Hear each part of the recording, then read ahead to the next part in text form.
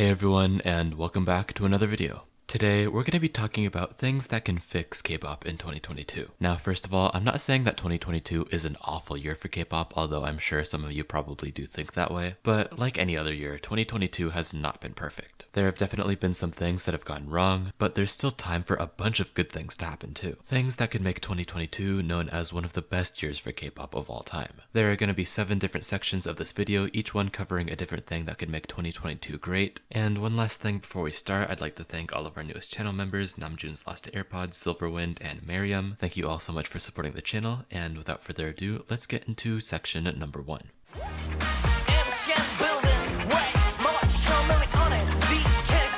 So the first thing, and one of the most dire things that needs to happen in 2022, is Lee Chaeyeon from ITZY re-debuting. You guys know I love ITZY, so of course I love Chaeyoung and the Chae sisters. So even though I never personally stand ITZY, I still do want to see Chaeyeon make her big resurgence in the idol industry. Of course, Chaeyeon hasn't been completely absent. I know she did a performance with former ITZY member Eunbi at her solo concert, and she was also a contestant on Street Woman Fighter, but I really just want to see her make music again. As far as I know, she's still at WM Entertainment, the same company as Oh My Girl, but WM did recently get bought out by RBW, home to groups like Mamamoo, ONEUS, and Purple Kiss, so that might have put a wrench into any plans that Chaeyeon might have had to debut. It's kind of sad to me because Chaeyeon is obviously one of the most talented idols of the 4th generation. She is a true all-rounder, so it sucks that it's almost been a year and a half since she's made new music. Also, it's almost been a year and a half since ITZY's disbanded. That is crazy. I just think it must suck to be Chaeyeon right now, seeing all of her former ITZY members be pretty successful in their own new careers, while she's still basically stuck in the basement with a solo activity every here and there.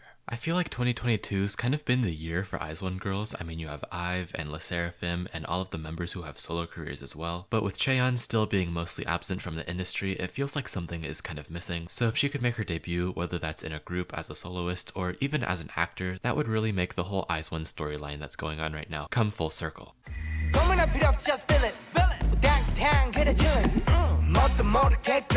Alright, so the next thing that I think we need to have happen in 2022 is for a group to have a hit on the same level as when Pentagon released Shine. And not just any group, an underrated group. One gripe that I have had with K-pop in 2022 is that everything seems so predictable nowadays, and there's been a pretty noticeable scarcity of underdogs rising to the top. The only one that I can kind of think of right now is Billlie when they went viral with Ginga Minga Yo, but even then I feel like the hype around Billlie and Suki's facial expressions wasn't nearly as monumental as it could have and should have been. So I would love if an underrated or lower middle tier group released a song that propelled them straight to the top, because it's been kind of boring to see almost all of the popular groups nowadays be from the Big 4 or Starship, and all of the popular groups that aren't from those companies have been popular for years now. So I think it's about time for a new competitor to join the roster. As for who I think it's gonna be, well, obviously I want to say MCND because they're my ult group of all time. Their past 2 singles, We Are The One and #Mood, were both complete bops, and I'm pretty bummed out that they didn't get the traction that they deserved. Seriously, if you haven't already, I need you guys to go check out those songs. And as for other groups that exist right now that I think could rise to the top soon, Billlie is having a comeback on the 31st, so maybe this will give them more momentum than they did get with Ginga Minga Yo. But the other group that I've had my eyes on recently is DKZ, not to be confused for DKB. If you don't know, Jae-chan from DKZ was recently in a drama called Semantic Error, and it got him pretty popular with him constantly being named as one of the most promising upcoming actors. So I think that with their next comeback, considering their last single Cupid performed exponentially better than all of their previous singles, I think it's totally possible that DKZ have a smash hit in the making. I don't know, I love all 3 of the groups that I've named in this section, so I would be fine if any of them got super famous. And for everyone watching, make sure you check out Billlie, MCND, and DKZ, because they all deserve all the support in the world.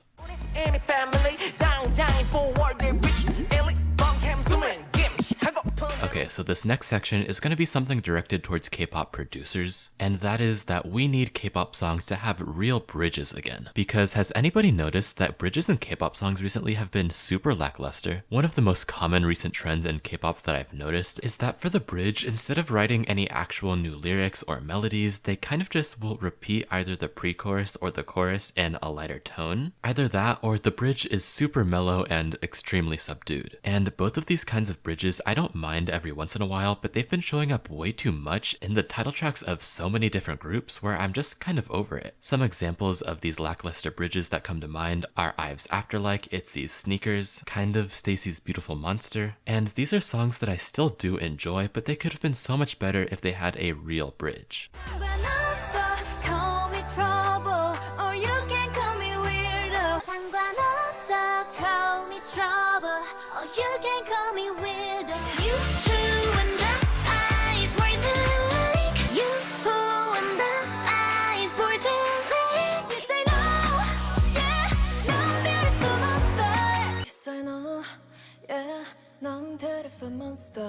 There's a bunch of other songs that I don't enjoy that also have a bad bridge, but I don't really care to name them. I've seen so many people complain about how K-pop songs this year have been super underwhelming, and I think one of the biggest reasons for this is that they don't have fully fleshed out bridges. And to me, it kind of makes me feel like whoever wrote these songs was a little bit lazy, because they couldn't even think of a new melody for like a 30-second section. So yeah, that's just my little tangent. Hashtag bring back real bridges. On to the next section.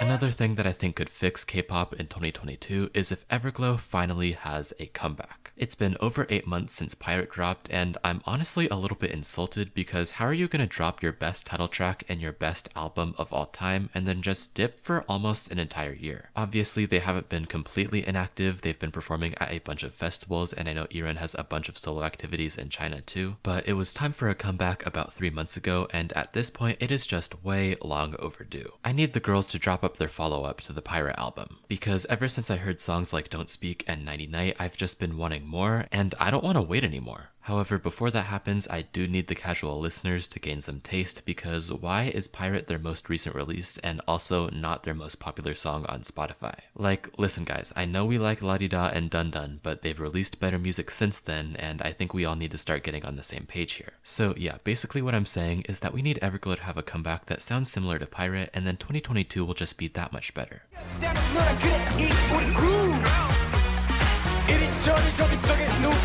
Alright, so the next point here is actually going to be one directed at K-pop fans specifically, so everybody watching, make sure you open your ears for this one. Okay, hear me out. We, as K-pop stans, need to stop being so bitter over groups that have gone through a concept change and obviously aren't going back to what they used to do. And I know we're all going to start thinking about the same group when I give my explanation, so I'm just going to say their name straight up.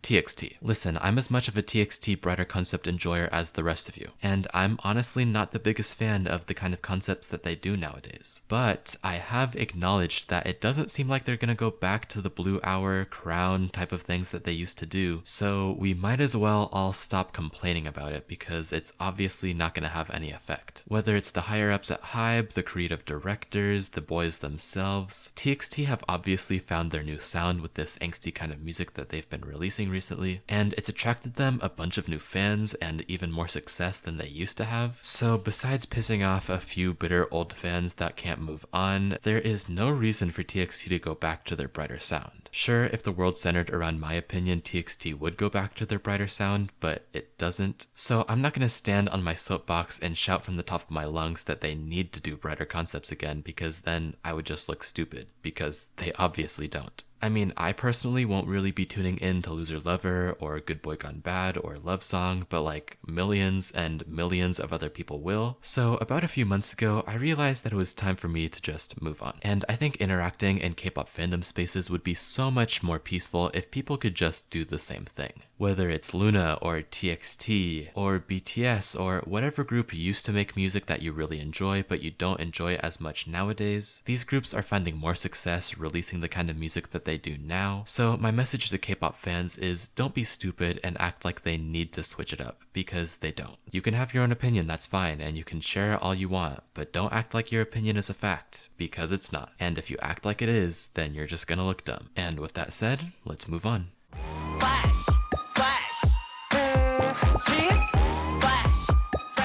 So the second to last thing that we need in 2022 is for NewEast to reunite. Because in the past, when all other groups failed you, NewEast always released good title tracks, and now they're gone. So, pardon my Star Wars reference, there's been a disturbance in the Force. Ever since the members went on Produce 101, NewEast has only released clean, comprehensible, solid pop title tracks. And I hate the idea that we're not gonna get any more of those in the future. Like, what do you mean we're not gonna get a Love Me or an Inside Out 2.0? That just doesn't make sense in my fantasy. So if this was my perfect world, then I would have the members like start up their own new company, rebrand under a different name, and do that thing that all veteran early 3rd gen groups do, where they have one comeback a year that does super well with the general public, and they get like 5 music show wins for that, and then do the same thing every year for like 7 years, and then like they can go on with their lives. Like what I-dle are doing right now. With one comeback a year, the members are able to do whatever they want, whether that's focus on their personal lives or focus on solo careers too, and K-pop will still have that NewEast little flair to it. And I don't see how anybody loses in that situation. The NewEast members get more money, we get good music, it's just a win-win all around. So NewEast, Aaron, if you're watching, maybe make this happen. Of course you don't have to, but I'm just saying, sounds like a pretty good idea to me. And if you need an investment, I've got $25 in my bank account you could use, but I am a broke college student, so I'm gonna need like 15% interest on that, okay? But of course, this is all just a polite request, not a demand. They can do whatever they want. But I mean, come on, don't we want NewEast back? Who doesn't want NewEast back? If you don't want NewEast back, get some help. But I can't complain about this anymore without just sounding repetitive, so let's move on.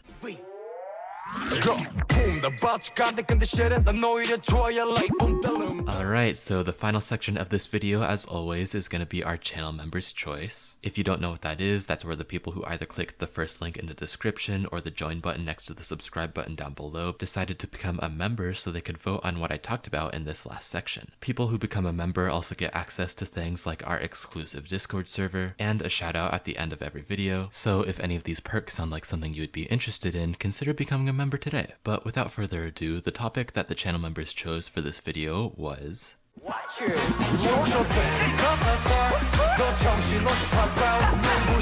yeah, it's been what, 6, almost 7 years since Blackpink's debuted, and every other big 4 group has a 4th gen girl group under their roster, so I don't know why YG doesn't have one yet. I mean, we've gotten to the point where JYP has 2 4th gen girl groups under their belt. YG are falling a little bit too far behind on this one. I mean, maybe they're waiting for Blackpink's contracts to expire, but that also wouldn't really make sense because I doubt Blackpink are going to disband anytime soon. And 2022 has been the year for rookie girl groups, so I don't know why YG haven't even hinted at wanting to join this race for 2020 Rookie of the Year. Maybe they're waiting for 2023 so the competition won't be as tough, but at the same time they're YG, so I don't really think they have that much to worry about. And I think it would be really awesome to have a YG girl group debut soon, because just the sound of YG new girl group already sounds powerful. I don't know what kind of sound they would debut with. Maybe they would be on the brighter side since Blackpink are a more heavy-hitting group, but at the same time, YG does Girl Crush the best, so I wouldn't mind if they just did Girl Crush too.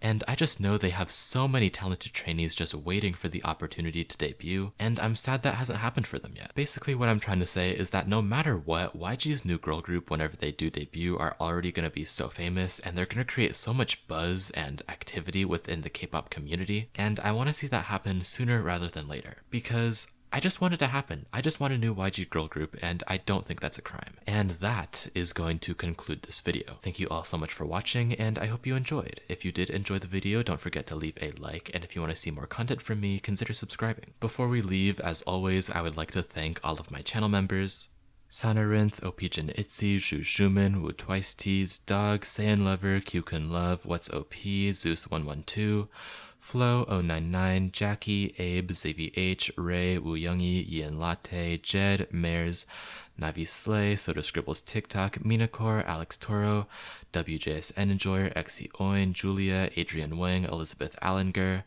Shiny, Male T, Mizu Molnorovie, Sunny, Cassie, Leonie, Frago Bobo, Kelsey, Gav, Adifa N, Irene, Chili's Cafe, Mello, Ale, Sydney, Elena Kantaki, Julia Peterson, Che, 97th Heaven, Frosty's Plays, Julian Zalazar, Jay, Goyangzi, Alpha Fox, Edgy Does Things, Miriam, Silverwind, and Namjoon's Lost AirPods. Thank you all so much for supporting the channel, and without further ado, I'll see you all in the next video. Peace out.